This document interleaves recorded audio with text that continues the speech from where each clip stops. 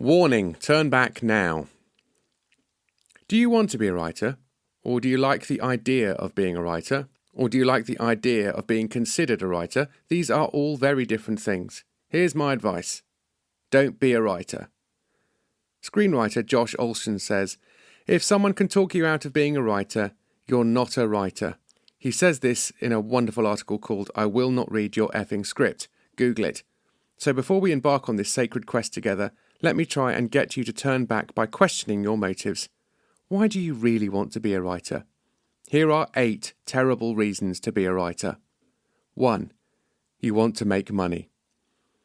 Most writers do not make enough to live on. I have no idea what it is for screenwriters in general, but Adam Bromley, who runs e-publisher Pickwick, wrote this about publishing.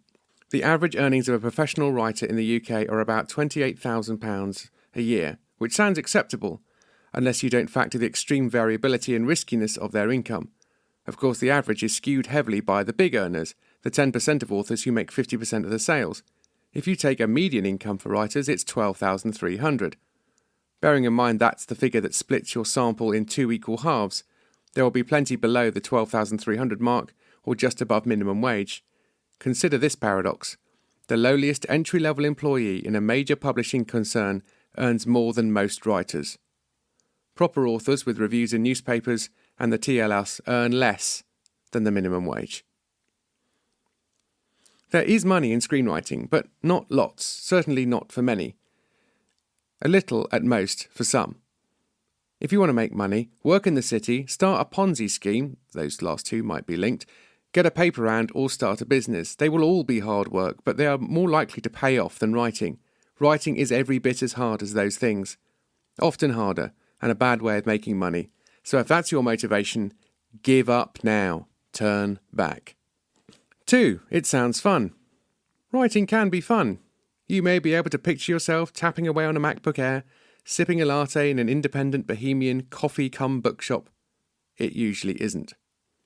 If you're actually making money at it, it's often screaming at the wall, writing to deadlines, cutting scenes because they're too expensive to shoot, cutting jokes because someone important thinks the audience won't understand it, and then rewriting. You're not in some artisan coffee house, you're in a busy Starbucks full of tables that haven't been cleaned, trying to connect to the Wi-Fi to send off draft 9 of your script to be torn to shreds by the producer, exec producer, and script editor. Oh yes, and bear in mind, most of your scripts do not end on TV. Of the ones that do, that version that is broadcast is an edited version of draft 12. Hard work and fun are not mutually exclusive, but writing is way harder work than most people imagine. 3. You want to be famous. Haha, seriously, no one cares who the writer is.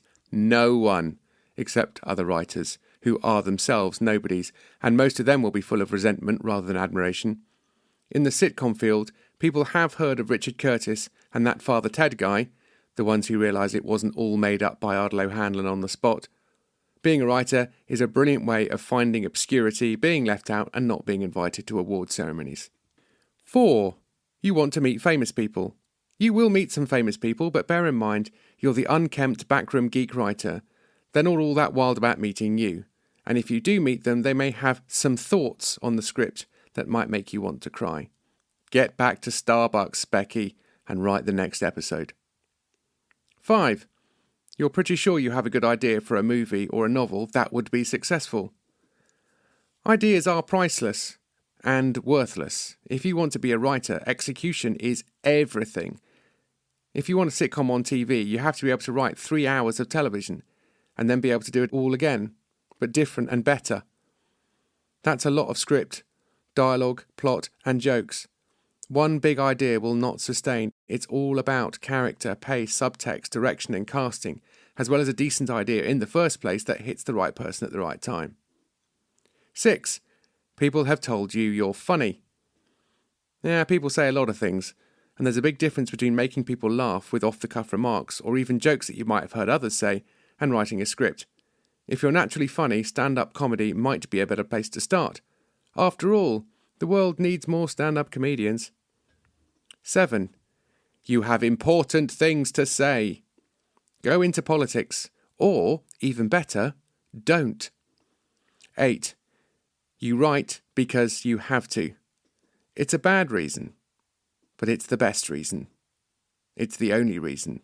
Because there is no good reason to be a writer unless you absolutely have to be a writer. Can't imagine a world in which you're not and would do it for nothing if you could, which is just as well because that's how much money you'll make for quite a long time.